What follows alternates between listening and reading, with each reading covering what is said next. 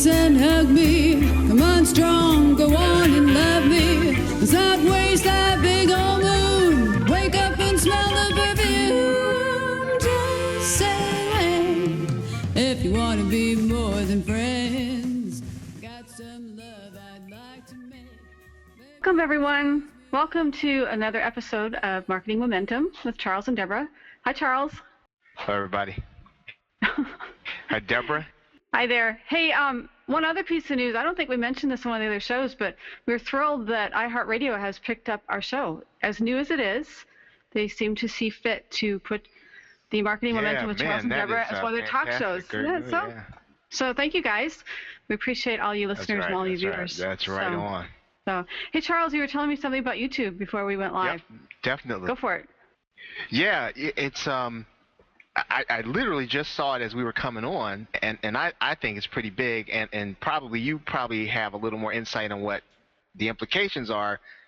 Well, now all you really, if you have 100 subscribers, you can now stream live from your channel. So you don't have to be in a hangout. You don't have to have other people. You don't have to go into, I guess you don't even have to go into Google+. You can be in YouTube, and you can stream live, and you can get people to your live stream, which, I mean, I'm just thinking about all the stuff that you could actually do if you were remotely serious about doing any video, man. That just takes it takes everything. It takes the whole. Now, I don't know if you can share your screen, but even if you can't, it's got. There are so many. We were looking at that, and and it's cool how Google has set it up to tie into the Hangouts. I mean, so Hangouts are actually one of the products as far as streaming live. So rather than Google being its own separate product, it's like a sub-product of this whole phenomenon. So I've had it for a while as a YouTube partner, and it's like, whoa, I got to get on the stick and show people how to do this. But it is just to let you guys know, those of you that try it, there is a free app called Wirecast that you can use, and there's a lot of cool features with it. Now, if you want to go up to $500, you can add things like multiple locations, multiple cameras. We're talking, like quality cameras, different locations, stream it all together. You've got like live, green screen in the back. You can change. I mean, you're talking like some major production here. So. Wow. Yes. Okay, so let's say we able to do this? Are we able to show people the Wirecast on here? That is a brilliant idea. Probably. Anyone watching live, you're just going to have to continue to watch, Marketing Momentum with Charles and Deborah to really, be on the edge of this. Right, yeah. Actually, you know how focused we are on quality. We can't go. Can I say half-assed on live? No, I can't. It has to be like primo qualities. Yeah, I mean, because I've been thinking about it. We've been talking about trying to do, some of the, trying to do my Blog Talk Radio show and just adding a video, not necessarily wanting to add the Hangout component, but I've got to believe that this might even make it a little easier to do. So I'm definitely wanting to see all the stuff. And with the stuff that you're just talking about, I mean, now you went through that stuff really fast. Can you the multiple locations and. That's what's really exciting to me. I mean, you could have, not just the Hangout idea where you're all sitting in your beanbag chair watching the football game together and saying, "Oh, did you see that play?" Or, I don't know football, so please, guys, forgive me. I don't know. But I mean, now you could actually have, maybe if there's parties over here celebrating the Grammys or something. I mean, now you can have so much going on with the multiple locations all feeding together with a live event. I mean, it takes the global event to a whole nother level beyond the Hangout.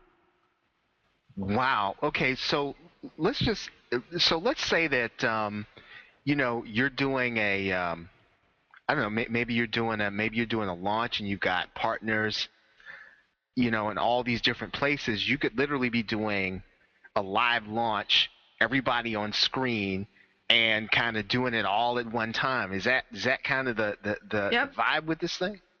Now, there are limitations, like the free version doesn't give you that option. I think it's really nice that there is a free Wirecast version so you can get used to it. You can get used to the process before you pull out the wallet. And I don't know the price exactly, but I think it's something like $300 and $500 for the Primo. But I mean, even $500 for like, I think that's the one-time software cost. That's not bad if you're really going to be serious about this. But, okay, so it's, wow. So Charles, if you're picturing, okay, I'm a musician, so I can talk music, right? If you're picturing a CD launch, if you're doing a hangout, you're talking yourself and 9 other people that could come to a CD launch, okay? But now with this opportunity, if you had some friends in different cities and they all had copies of your CDs and they're all like in their favorite bar or whatever, you could now have cameras at all those different events. And it really, I mean, for a musician, that looks like the happening place for a CD launch. Wow. So now let's say that, we were not prepared. So this is definitely not scripted, and probably people can tell it's not. But I mean, I'm just thinking about like a consultant, and they're just working there in their local area with Mr. and Mrs. I don't know, small business. I don't know any one particular, but I mean, but you've got to be able to kind of take this one thing in terms of video marketing and really do something besides your basic, I don't know, commercial kind of like, well, we have been in business for, 30 years, and this has to really just change all of that, because I could get on live with, somebody who's been my customer or my customer's customer and say, hey, you know what kind of experience did you have with this thing? And they pull out the thing and they say, well, yeah, I mean, here it is right here, and I'm using it, right? And this is what I'm doing with. I mean, there's got to be like a ton of stuff you could just do if you're just a little bit creative with this. Well, that's what I'm thinking. It's taking almost like, it seems like Hangouts, I don't know this firsthand, but like Hangouts was their prototype to try this out. And they really, Google was going, or YouTube, whatever you Google ultimately, but where they're going with this. And they were really putting that technology that what was that? Was it the 80s that Nightline? Well, I mean, if you go back to Jetsons, that was, cartoon. but I mean, if you go back to technology that only the big studios had, they're now putting that into our hands as small businesses and even just consumers. Yeah, it's really interesting, because I know you're a music artist, and I was talking to my church musician today, and he was just kind of talking about these artists that he's working with, and that part of this whole thing is that what people are slow to grasp is that the whole studio model and the whole you've got to do it and you've got to get hooked up with this person, some of that is kind of going away, and if you've got a little hustle, you can really almost outrun a lot of that stuff that you sort of used to have to do in order to either, I mean, if you wanted to do it commercially, I mean, definitely if you're an artist, you can just get out and express yourself, but if you wanted to do it commercially, now with these tools, you can outrun some of that old model. You can. And, one of the two things that I thought of when you said, besides the fact that I love it when you use the word hustle, that's a good word for it. That explains it. But one thing was that, for example, one of the things that we had a problem with our album is that it was actually, we were told it was too good for an indie. So in other words, we had applied all these things, because we always aim, it's like, not that the Hangouts have reached that level, but you aim for that TV production. That is your goal. You keep aiming for that, and each time you keep getting, closer and closer. That's what we did with our album. And so I looked at it and said, oh, this is a major production. Well, the problem with that is, the major production, the big labels, actually have the funds to go, we'll say hustle. There's some other, like, I could tell you stories on how the hustle is played, but I'm sure you can imagine. So after you read Ryan's book, you know what I'm saying. Anyway, we didn't have the kind of money for that type of hustle, So you get kind of stuck in the crack. You're like, it's like you're a notch above quality-wise than most of what's being heard out there, but you don't have the same hustle. So it's almost like you have to, but anyway, that said, we're proof that you can do it, that an indie can do the same quality, because if we are accidentally termed as major label because of the quality, yes, you're absolutely right, Charles, you can do it. So now all of this means, I mean, and all the, the dominoes, I think, are falling so fast. I mean, we don't even have time to process, what a lot of this stuff means. What does it mean when Jeff Bezos goes and buys the Post? We have no idea what that means. I mean, he's not sitting on the board. He's not, the president. He owns it. So that means, I mean, obviously he just can't come in and run roughshod over it, but it does mean it's going to change. It's probably going to change drastically, and that's going to change the media industry on a local level. I mean, all of these things where, these things, I guess the word is democratized, like we're getting the tools in our hands because at some level, the Washington Post is competing with, the local blogger. He's competing with the international blogger for attention, right? They're all competing for eyeballs. And, these tools in our hands means that, we've got the ability not just to kind of be an upstart, but we can really put something out there that people could pay attention to, and it would be, as you said, good and high quality. Exactly. I think there's so much potential, and sometimes, Charles, I'm glad you get it. I get so excited about this. I know you know that, and we've had chats, but it's like I see so much potential, and I look at, I was thinking of like Internet Marketing Ninjas. Great opportunity for them to have a web show and to really set a precedence having a web show. And it's like there's so many companies out here that have the following. They're right on that cusp of really being a pioneer in this, and YouTube is providing the tools. Go grab it. You have the prize right there. Grab it. Right. Now you talked a little bit about, and I think what's their end game? What do you think they're trying to do? Maybe it doesn't matter what their end game is, and maybe, we just need to, as you say, grab it, right? Something tells me there's going to be a point at which we sort of understand what they're trying to do, and if we sort of work with them, then it works better for us. So what do you think? Where do you think they're going with all this? Because this was a shock to me, right? It was a shock to me when I found out that some partners. Now, my wife was one of these folks who had the ability to live stream because of her couponing channel. I had no idea. We looked in there and we said, "Oh, well, you can live stream."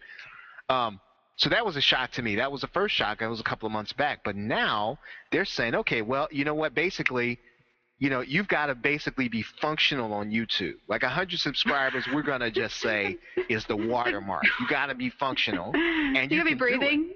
So now, right? Yeah, exactly. So now, how do you think at this point, I know it's early to tell, how do we work with Google on this so that they give us the maximum of what this medium means for us, just based on your perspective? Well, one of the other things that they're doing is they have, I'm not sure all the cities, if one of them is Chicago, but I know they have New York and Los Angeles as far as YouTube studios. And I am like drooling over the opportunity to go film at the YouTube studio. So I saw a little bit, kind of looked like a loft. I saw a few pictures and things, but I'm starting to think like almost like a mini series, even if it's in fact, okay, this is how I'm going to give you an insight into dinner at the Anderson table, but I have a very zany 17-year-old, and he's actually in a couple videos I haven't released yet. But we actually almost do these mock-up little drama things, and so we're coming up with like mini-series to do at the YouTube studio. YouTube doesn't know this yet, but planning on using one of those studios to film it, because of course that gives YouTube more exposure. And of course, there's I don't know if it's 10 or 100,000 views you have to get per month so that you qualify. They can't offer it to everybody. But I really see this whole kind of grassroots community thing. As far as Google's angle, it is. I don't know. I mean, I'd like to think it's 100% altruistic, but at some point there is a bottom line, and maybe there's some way to get that bottom line and still build this grassroots movement, if you will. But I wouldn't be surprised at some point there is a monetization that comes back and says, "Hey, great, you've tried it." Do you think it's just as simple as they want to serve ads to people? Is it that, okay, if we get Deborah and Charles streaming live every day doing video, and then they'll click that little button that says monetization, we're willing to give them a piece, but we ultimately get the piece advertisers who want to get into those neighborhoods, right, where they haven't been able to get to individualized. I don't know, is it just that simple? Maybe it isn't altruistic. What do you, I mean, because this is just, to me, like, you're right. it's sort of like they're at something, like it's a trajectory. Because I thought they were making this up as they went with Hangouts, but it's clear that with we're talking about the help outs, right? Google help outs that, they're going to have this service-based thing where you're going to be able to kind of talk to people. This was where we thought it was kind of haphazard, and people were saying they'll never match Facebook. I don't even think that's the point now.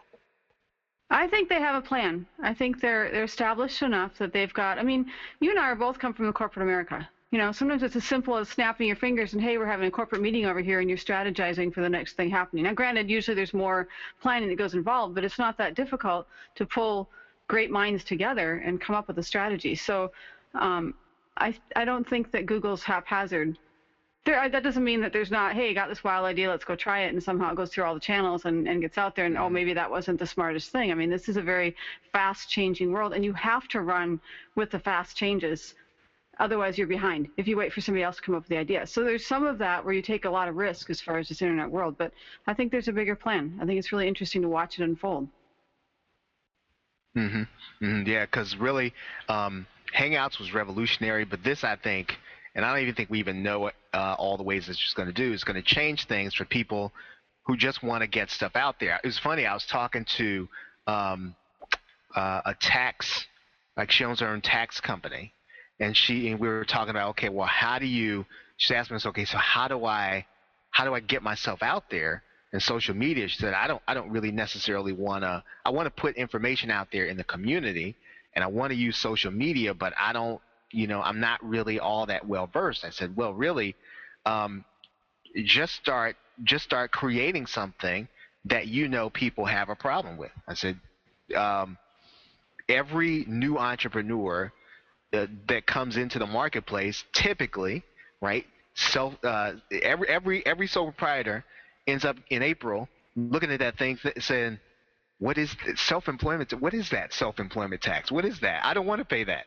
And I said, then, start telling people about that stuff. Get in the video, get on the radio, get on the stuff, and just sharing it on social media. So don't get too hung up on all the stuff, right? But just get in there and just sharing with stuff, because really, and we were talking the last time. Some of this is, I think, as marketers and as content creators, we sort of get into the nuts and bolts of some stuff that we should probably be buying the services of other people to get the stuff out there, and just to continue to create the quality and to allow the other stuff to kind of work for us, as opposed to doing all that stuff or even doing it for other people.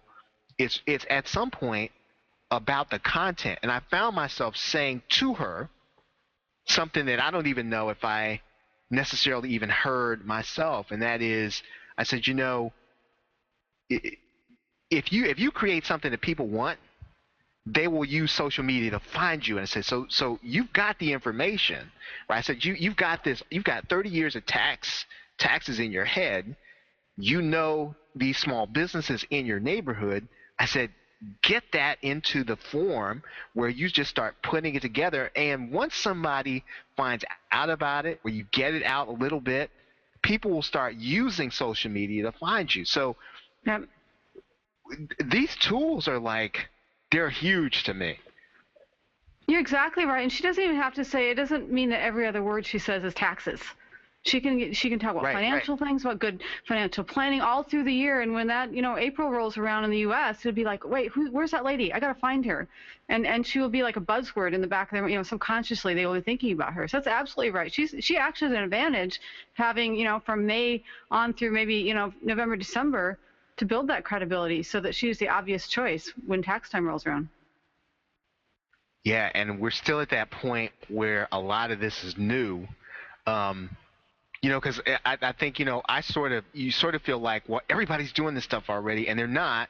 And so I was telling her, I said, look, when you do this, right, expect that some people will come and see you just because they've never seen anything like this on YouTube. So you're probably going to be the first, probably not in your city, but definitely the first in your part of the city, and you're getting it out to the people that are on your Facebook page, then when you start doing this, then you will be the first, and it will make all the difference in the world in terms of what we used to call branding. Because I mean, that's what's really big about this, is that the whole branding piece is just you have control over the message, the distribution, and to some degree, even the reach.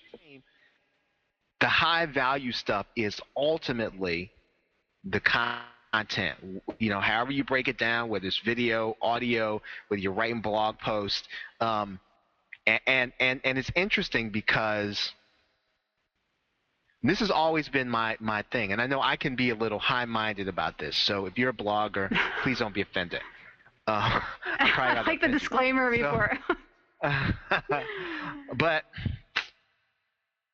the whole search engine game is going to change, I think, and at some point, all of us have to create, ourselves as a destination, right? Somebody's got to, and we've talked about this on the show before, that you got to have somebody waking up thinking about you and saying, I got to go, I'm going to go see about that, right? And for whatever the reason, whether or not, and sometimes it could be the right reason, sometimes it could be the wrong reason, but they need to be thinking about you. And so at some point, I don't know how it's going to happen. The search engines will change such that they're not going to give the attention to people who can create the most links, who have even the best content, the most relevant content. It's going to be for their benefit, whether it's Google, Bing, or Yahoo.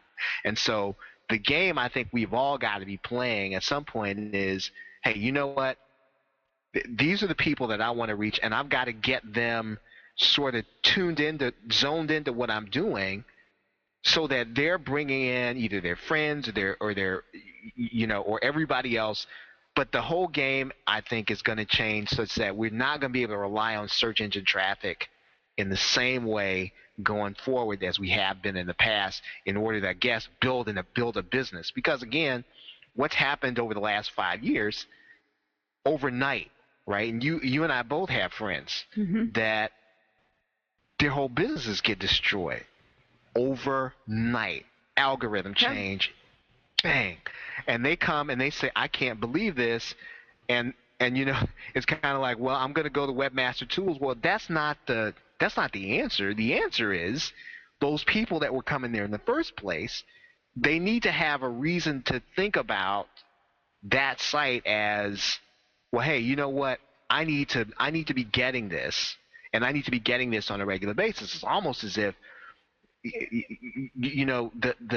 not that the game's been rigged, but it's still about attention. And now we have these things that if we're willing to get in there and to play it, I think we have the tools to now get people zoned in on us, and that's what marketing on the internet is, I think. I think you're absolutely right, and we especially can't depend on any one sole source like a search engine. And creating buzz and networking, I mean, that seems to be, I see a lot more pockets of networking and sharing, and I think that's really, really cool, altruistically speaking, and also as far as getting our content out there. In fact, I was talking to a guy, Brady from Vocus, yesterday. He's like, okay, let's look at what we're searching for Hangout Queen. So we look for Google Hangouts. I mean, it makes sense, right? But then I'm seeing the responses, I'm thinking, but that's not my target. I'm not looking to answer the question of I'll happily answer your question of what button to click as far as starting a Hangout, but that's not my target audience as far as the Hangout coaching. I'm looking for the people that really want to go to that next level. But he said, but wait a minute, if you take the 3 seconds to answer that question, you're networking with that person who then is networking with somebody else. How do you know that at Thanksgiving dinner, Joe is asking Marie what she's doing, over the holidays? And say, oh, I'm going to start this new show, but I just got to figure out how to do it. And she said, hey, I heard this lady that knows how to do it via Hangouts. Here's, So I think there's a lot more that's involving the people factor. And I think that's cool. But I think that people need to change their thinking as far as, get away from that, like you said, as far as a search engine, and start thinking about people, the networking. Well, it's going to have to, right? It's going to have to, because everything that, and you may have even alluded to this before, what all these things do is they've really kind of given us the access to each other again, right? So we've got access to people again, and it really comes back to, some of this stuff that we learned in cubicles, which is you just have to be able to kind of let people know what you do. You need to find out what they do. Got to be willing to give them a little bit, and then kind of it's as simple as networking. I almost feel like that's a little trite of a word, but that's what it is, right? Because I've said, and I think social media Skype is just as much of a social media place than anything. I mean, that's where the deals get done. I mean, I got hours there. Exactly. I mean, you get, that's where you meet people. That's where you talk to them. I mean, you could do it on Facebook. You could do it on Twitter, right? But all those things kind of lead to maybe you getting into a Skype group, but you could not be on social media at all. You could not be on Facebook. You could not be on Twitter. You could end up in one Skype group or two and end up doing enough deals to kind of keep you going just from the people that you're meeting in those groups. And what's happening in those groups is networking, right? So, it's kind of like, all of this stuff is going back to the things that we learned prior to what the internet did. It's kind of like the internet is starting to disappear as an entity in and of itself. And now it's coming back to, okay, it's giving us access to people again. And the tools are great, but I think they eventually kind of fade to the background. And what comes to the front is, how you relate to people, how you talk to people. Because now we can do the Jetsons, right? We can look at somebody in the face and we can tell, are they, is that person, are they into me? Are they kind of playing me? Are they kind of pushing me away? It's almost kind of hard to hide, because somebody could say, well, let's get on a video call. Let's get on a Skype call. Can you put your camera on? And right now you can still kind of say, no, I don't really want to do that. Is that going to be the case in 3 or 4 years? Probably not. It's going to be expected that when you get on a Skype call with somebody, well, what are you doing? Put your camera on so I can see you. Exactly. It's kind of like, what do you mean you don't have a phone or something? Or we're watching something. I said to my husband, I said, was there actually a day we didn't have a cell phone? Like, I'm trying to even imagine not having a cell phone. No. And there is an expectation that we almost like technologically evolved to that point. In the financial industry, I had a video phone. It was like this $12,000 phone. And I'm like, oh, I'm so flattered that I have it. But I'm like, I'm not putting my face on that. On that screen. I will watch someone else, but I'm not letting them see me on this one. But now that it's like that wouldn't be the choice. Now it's expected. You're on Hangouts all the time. Of course, you're on a video call. It really has changed. Yeah, I mean, and the only thing that a landline's only good for calling your mobile phone when you lose it, right? So I mean, everything's really That's changed. good. I'm sorry if I think people even keep their landline anymore. I got rid of mine. I mean, we have it because it's an intercom system, so we can call it with a, because I'm too lazy to go downstairs or something, so I call it an intercom system. But I guess now. no, we got rid of it because we have Skype. Why do I need a landline? I mean, I've got the cell phone, I've got Skype, I'm all set. Right, exactly. Well, they have these. I put on my timeline on Facebook the other day. They have these, what are they, tiles now, where you stick it on something, and it's like the GPS, or it's got a little GPS system. I told my wife, I said, I'm all over those. I said they had me at hello, because I can stick one of these on my keys, one on my phone. Oh, okay. I thought it was the kids. I'm like, right, where are I'm sticking one on everything. Yeah, surreptitiously planted it. I said, stick it in somebody's pocket. I mean, there's probably you're at a some party, pretty, are you? No. Right. Where exactly are you right now? No, I don't think so. But, that's not what my. Yeah. So, but yeah, I think a lot of this is, it's really putting us. It's really bringing back those skills that at the beginning, and it's still here to this degree, you can sort of get away with not necessarily being able to communicate. You can be semi-professional. Well, maybe not in the long run. It's almost like it's swinging back, so that you are gonna you're gonna automatically process. Well, do I want to work with this person? Well, let me look at him and let me listen to him. Because it used to be we could kind of hide behind an email, and you could say, well, it doesn't really matter what I look like. It doesn't really matter what I sound like. It doesn't really matter how I present. It matters now. Yep. Right, Yep. it matters, and it's gonna eventually, I think, and some of this I think goes back to even still. We talked about education, we talked about students and kids that are coming through, and these core skills, again, it's communication, it's talking to people, it's relating to people, it's being nice, it's being professional, it's being, and even though we sort of disdain those things, we sort of said, okay, this is the new age, we don't have to do that anymore. I don't know that to be the case, and I don't know that to be the case.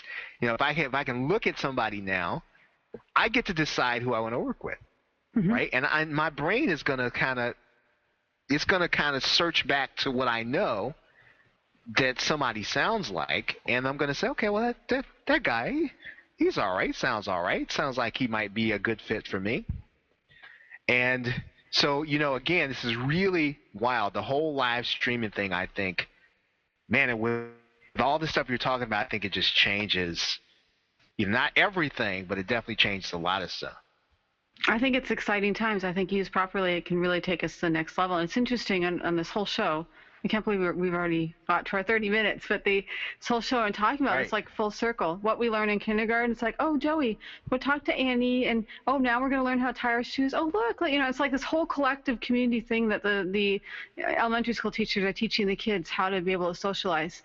And then we get into this kind of sterile internet world of the broadcast webpage. Then we go into the social media where we learn how to interact again. And now you've got YouTube giving you this feed where all of a sudden you can step back a little bit from the computer, and now you can have a broader view of life off the computer and yet stream it through the computer to other people. So it's like this full circle of exactly what we learned as kids. And now we're learning how to blend that technology in with the people factor. All in one lifetime. Yep. Exactly. Well, thank you, everyone, for tuning in. Thank you for listening. Thank you for watching, and we'll see you on the next episode of Marketing Momentum with Charles and Deborah. Take care, everybody. Don't you wanna kiss and hug me? Come on strong, go on and love me. Let's not waste that big old moon. Wake up and smell the perfume. Just say if you wanna be more than friends. Got some love I'd like to make. Baby, you can squeeze me, I won't break. We could be in a paradise, you and me. Until then, I'll remind you again. Just say when. Oh yeah, until then, I'll remind you again. Just say, just